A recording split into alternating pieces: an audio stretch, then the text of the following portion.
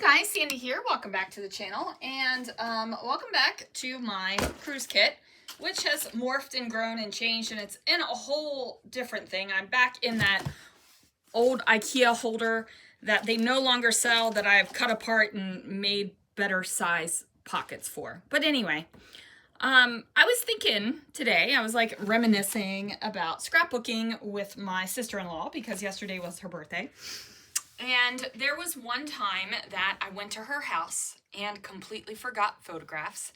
And I just scrapbooked without the photographs and just built my pages without the photographs. And I was like, I make backgrounds to have on hand, right? Like mixed media backgrounds, but I really don't just build paper backgrounds.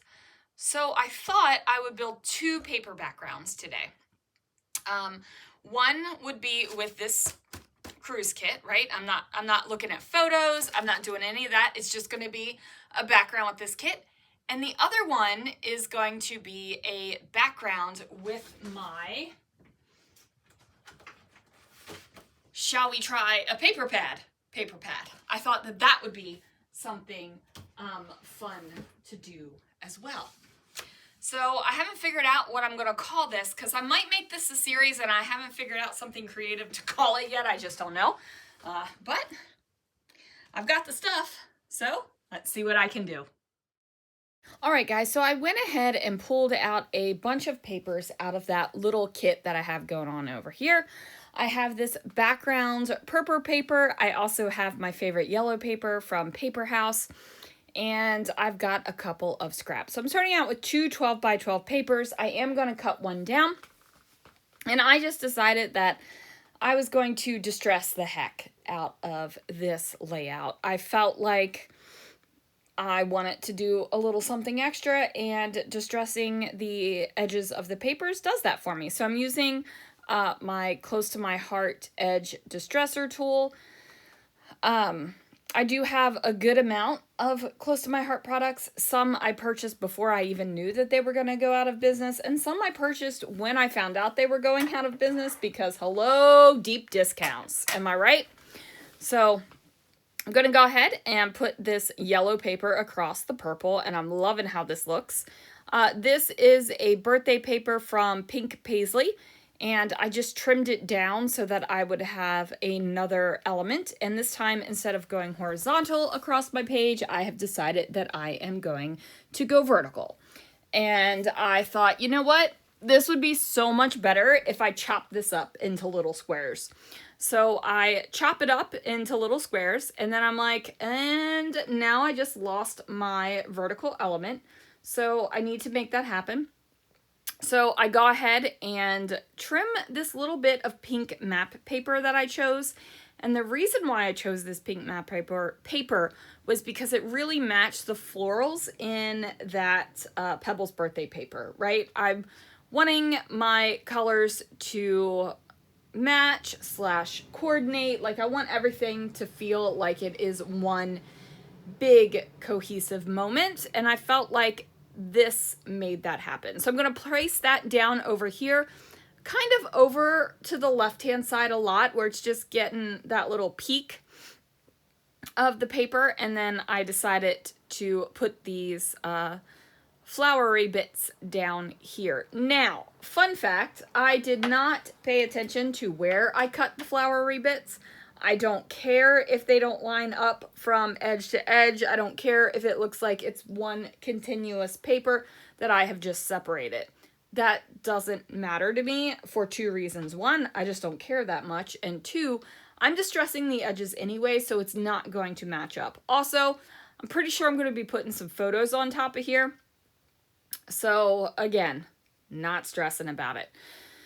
I do decide that it does need a little bit extra here, so I'm going to grab my fun foam and cut that down into some almost square shapes, right? Almost square shapes, not too terribly worried about that. And then place that down. I'm gonna do my little trick of starting off the fun foam, rolling over the fun foam, and ending off the fun foam. I know I share this just about every single time I use fun foam, which is a lot. But I discovered this a long time ago. And somebody had asked me once why I was doing it that way, and I was like, oh my word, I've never explained this, and now I feel like I have to share all the time so somebody doesn't miss out on the benefit of adhering your fun foam in that way. So if you're sick and tired of hearing about it, I'm sorry. I just want everybody to know, right? Now I have this teal paper, and it's a close match to the leaves. Not an exact match, but close enough. And I'm going to add this onto the paper as well. I do distress the edges of this. I'm going to give it a little weight down here at the bottom of the page. So one is going to go on this side, and then this other little bit is going to go on the right hand side of those squares. Now I did not want it going all the way across the page, so I go ahead and trim it down a little bit. And then I'm like, I've got this extra florally bit. I want to bring this over somehow. I'm not exactly sure how.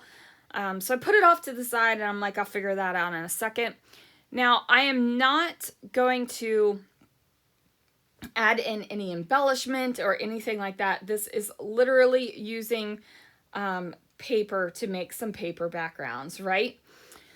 I pulled out this stripy paper too. Now this stripy paper is pretty fabulous. I love the paper. I love the color combination. It makes me so happy in my soul, right? But I have tried to use it on a couple different layouts now, and it just doesn't make it on. So I guess that's a spoiler alert. It doesn't make it onto this layout, which is kind of sad because like I said, I love this paper. So obviously I've used this paper elsewhere because this is a scrap. And I don't know, maybe if I don't use this scrap up by the time that this cruise album is finished, which is going to take a hot minute because holy Jesus, do I have a lot of photos left. Maybe I'll ditch it. Okay, so I decided to put a little flowery bit there, and now I'm like, yes, that layout is done. Let's go ahead and flip through our Shall We Try a Paper Pad paper pad. And I pull out this bordery paper.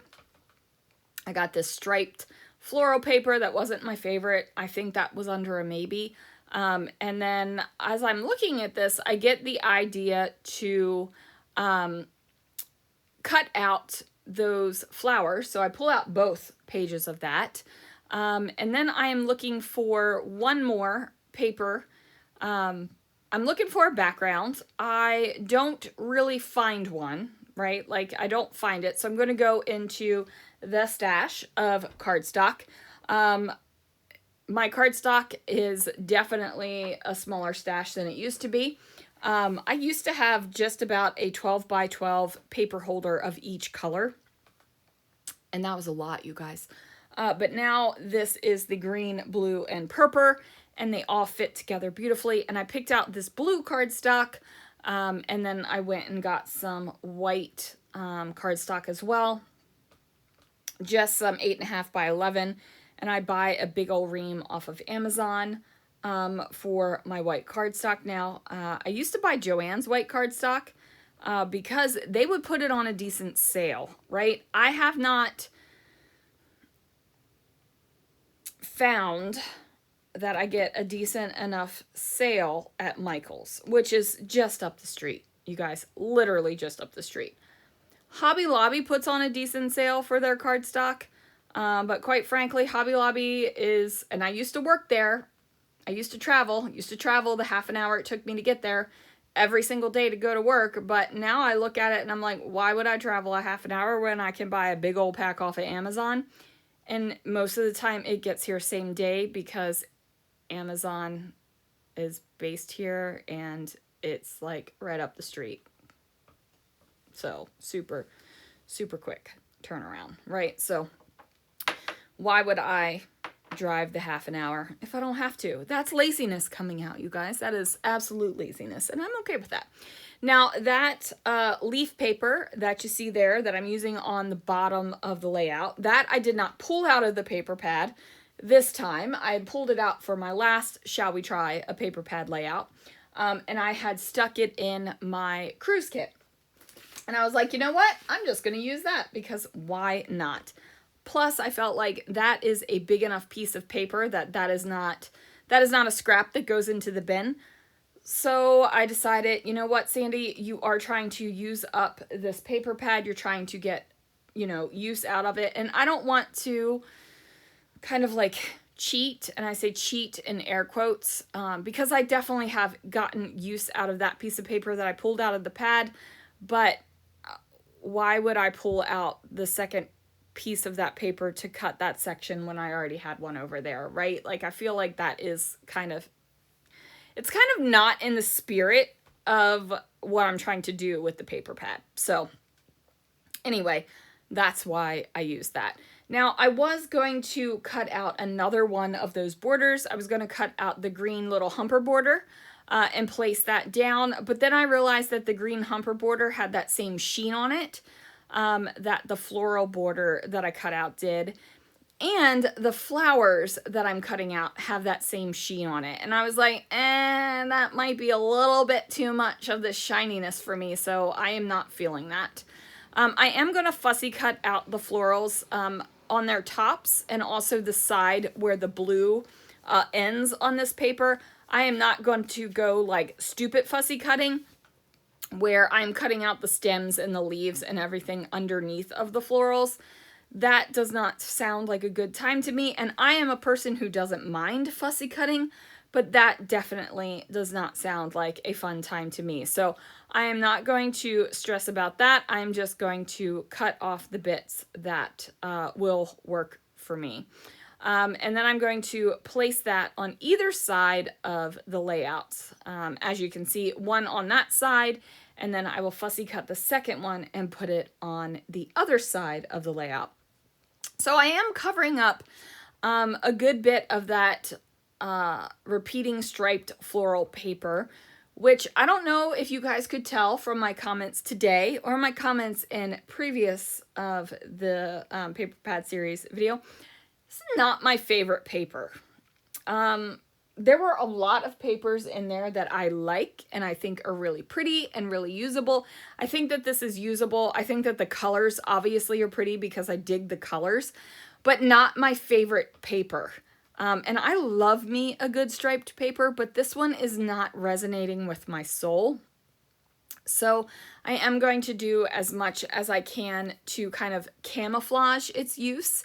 And I hope that I just, talked for a couple minutes about playing in the spirit of using the paper pad and the pieces, and that's why I saved the greenery paper.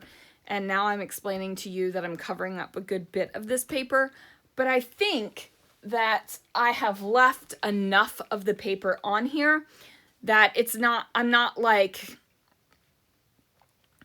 I want to say almost wasting the paper or cheating too much. Like, I am legitimately using this as a portion of my background. So anyway, that is just how I feel. And you know what? When you are scrapbooking and you are an emotional scrapbooker and you're feeling the feelings while you're scrapbooking, you can look at one thing and feel a feeling about it and look at another thing and feel something completely different about it. And that is okay, you guys. And sometimes you can kind of figure out the explanation why one thing works and one thing doesn't work for you. But sometimes all it is, hey, this makes me feel good and I'm going to do it. Or this doesn't make me feel as good, so I'm going to do something about it. And that's all that matters, right?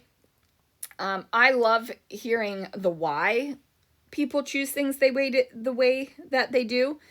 And sometimes a person just telling me because I liked it, that is so refreshing to me, right? Like, it is so awesome that you can just say, I like this and I'm going to do it. Like, I'm like, yes, girl, yes.